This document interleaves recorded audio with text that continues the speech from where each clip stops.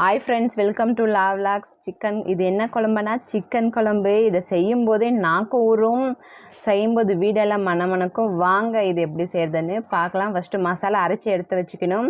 அதுக்கு வெங்காயம், பூண்டு, கருவேப்பிலை, கொத்தமல்லி, அப்புறம் பச்சை மிளகாய், இஞ்சி இதெல்லாம் நல்லா மிக்சியில் அரைச்சி எடுத்து வச்சதுக்கப்புறம் கொஞ்சமாக ஒரு பேன் எடுத்து கொஞ்சமாக எண்ணெய் ஊற்றி அது சூடானதுக்கப்புறம் வெங்காயம் ஊற்றணும். வெங்காயம் போட்டதுக்கப்புறம் கொஞ்சமாக தக்காளி ஆட் பண்ணி நல்லா வறுத்து எடுத்துக்கணும். இதை ரெண்டும் நல்லா வறுத்து எடுத்ததுக்கப்புறம் அதை கூடயே சால்ட்டும் ஆட் பண்ணணும்.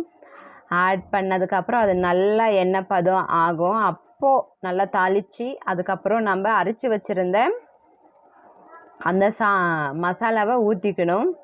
ஊற்றினதுக்கப்புறம் நல்லா அதையும் நல்லா மிக்ஸ் பண்ணிக்கணும். மிக்ஸ் பண்ணதுக்கப்புறம் நல்லா வறுத்து எடுத்துக்கணும். அதுக்கப்புறம் கொஞ்சமாக நம்ம தேவைக்கான அளவு சில்லி பவுடர் ஆட் பண்ணிக்கணும். இதில் நான் ஒரு ஸ்பூன் ஆட் பண்ணியிருக்கேன். உங்களுக்கு எவ்வளோ வேணுமோ அவ்வளோ காரத்துக்கு ஏற்ற மாதிரி ஆட் பண்ணிக்கோங்க.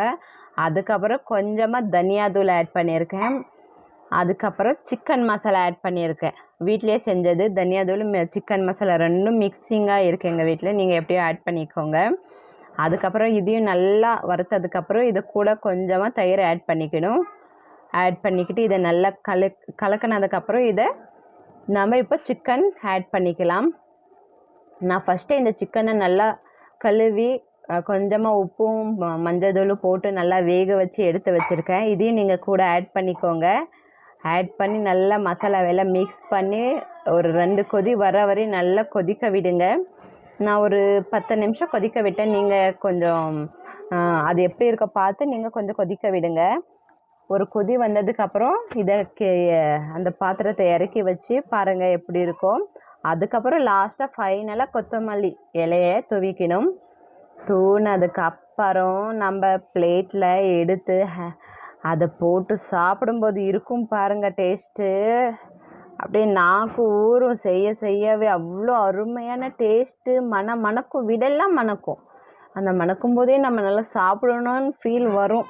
கண்டிப்பாக இது உங்களுக்கு பிடிச்சிருந்தா நீங்களும் ஒரு தடவை ட்ரை பண்ணி பார்த்து எனக்கு கமெண்ட் பண்ணுங்கள். நான் சும்மா சொல்லலை, இதை ஒரு தடவை நீங்களும் ட்ரை பண்ணி பார்த்ததுக்கப்புறம் எனக்கு கமெண்ட் பண்ணுங்கள். உண்மையாக அவ்வளோ டேஸ்ட்டாக இருக்கும்.